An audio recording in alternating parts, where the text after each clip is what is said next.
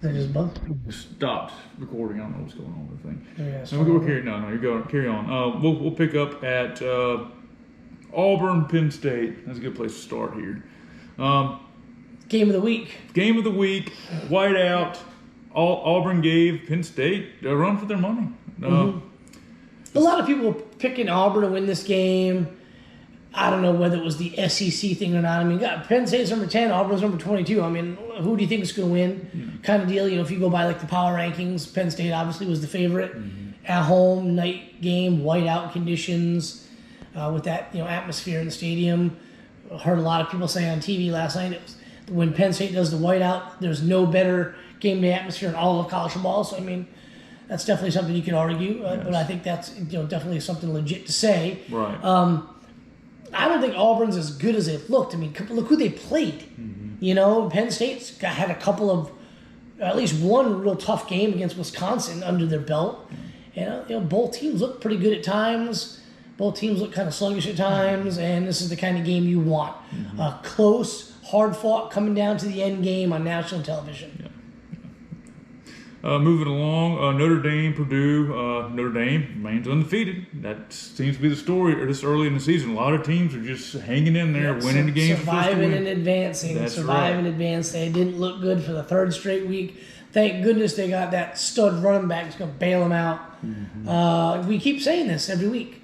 When are we going to finally say it bit him in the ass? Or are we going to, on the flip side, say now they're finally playing like, their ranking, their number 12 ranking. But they lost a lot of guys last year, so we'll find out. Yeah, they're not a top 10 team in my opinion. Not right now, anyway.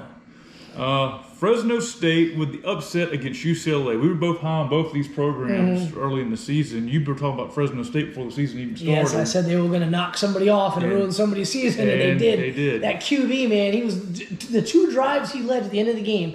He let a drive, let him take the lead, and he was beat up. They were like helping him off the field after the touchdown pass. Then they let UCLA go right back down and score. And then the dude there's like a minute left in the game, and he leads them right back down the field again for a score. Amazing game. I caught like the last, maybe like at the fourth quarter, maybe like 4 minutes into left in the third is when I started watching it. What time was that game? It was a nighttime game. Yeah, it's like 10 o'clock start, wasn't it? I don't know what time it started. It was late. We got home real late. It was on. Yeah. It was 1 o'clock when we got home last night. No, it was on 1:30. Excuse me. Yes. This game was on. The BYU versus Arizona State game was on, which I'm sure we'll talk about in a second. Yes. But those are the games that were on. Iowa State knocks off UNLV 48-3. Iowa State is number 14 in the country. They go 2-1. Virginia Tech played well, start the season. They lost to West Virginia, 27-21. Both these programs, I mean, kind of that 2-1 is kind of what you expected. Yeah, and after the week one beat down of UNC that Virginia Tech gave to UNC, I thought Virginia Tech may be poised to make a move. Be one of the teams in the ACC that's going to contend. They still very well might. Right. West Virginia is a Big 12 team. But West Virginia didn't look very good against Maryland a couple weeks ago, and they kind of looked sporadic. And this game was on TV at the tailgate, and I was kind of shocked to see West Virginia was taking it to them. I think it was 17-0 or 17-7 or something like that when we were watching it. I was really surprised to see West Virginia was beating them like they were. Right. But yeah, crazy. The wheel of destiny. Yeah. Stay alive. Coastal Carolina defeats Buffalo 28-25. That's another one. Coastal Carolina just hanging around. Yep. Moving right along. Ole Miss takes Tulane to the woodshed 61-21. Ole Miss is going to do something to somebody. They're going to beat somebody else to beat. I think they're playing Alabama next week, if I'm not mistaken. 17 in the country. Ole Miss is 3-0. They look good. Their defense is looking pretty good. They didn't look.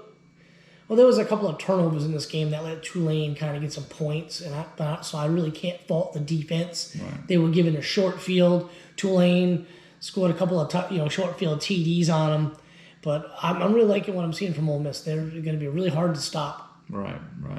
Moving right along, BYU against Arizona State. BYU goes 3-0, 27-17. I mean, they just picked up where they left off last season. Arizona, I thought they were going to be a Pac-12 contender, and they still might. It's early in the season.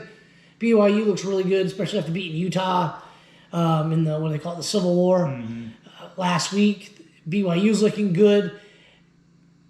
They don't have Zach Wilson, but, it's kind of like they're not really missing a beat in terms of throwing the football. So who knows? Maybe they'll be Pac-12,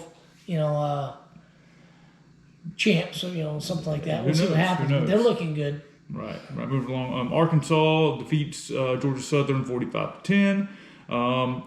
Going back through, North Carolina took on Virginia, and then 59-39 victory. Didn't see any of that. Michigan State, which this man called, defeats Miami 38-17 in Miami. I didn't just say Michigan State was going to win. I said they were going to win convincingly, and they did. They're playing really well under Mel Tucker. The flying Mel Tucker's playing great. They believe in each other. They believe in what he's selling them. They're all bought in offensively, defensively. They're playing well. They've got some speedy guys in the skill position. The quarterback's playing well. The running back's playing very well. They might. I don't think they're going to contend in the Big Ten. Not this year. But they're going to hurt someone's feelings pretty good before the season's over. Speaking of a team that might hurt feelings, Michigan's 3-0. They knocked off Illinois. Northern Illinois. Northern Illinois. Michigan goes 3-0. They're looking good. They got a good running game. I think, I talked to a good buddy of mine today that's a big Michigan fan. He went out of town this week, and he called me on the way home, and we were talking about it, and he's like, and this is a Michigan diehard. It's like they need to bench McNamara and put in the freshman McCarthy, the 5-star freshman QB. He said he just looks night and day when he's in the game. And, maybe he's right, but they're looking good without doing that yet. We'll see what happens, but Michigan's looking good. Just like Michigan State, they're going to hurt someone's feelings this year. I don't know who it's going to be, but that whole race at the end is going to look really good. There's going to be some big-time battles in this conference going on. Well, it's nice that there's actually teams other than Ohio State are in contention. It's a lot more fun that way, and it's a lot more. You don't know what's going to happen before the season even starts. Right. That's what I like about what's happening in the Big Ten now. Well, let's run into next week's games. Friday night, there is no Thursday night game. Oh, there probably is. It's been happening a lot this year. This is the top 25 schedule. Right. It might be a Thursday night game, but it probably no big names are playing Thursday night. Fresno State, 22th ranked team in the country, just come off a big win against UCLA. Will take on UNLV. It'd be a 10 o'clock game Eastern time. Georgia takes on Vanderbilt at noon next Saturday in Vegas. Moving right along, Penn State's got Villanova. Villanovan's.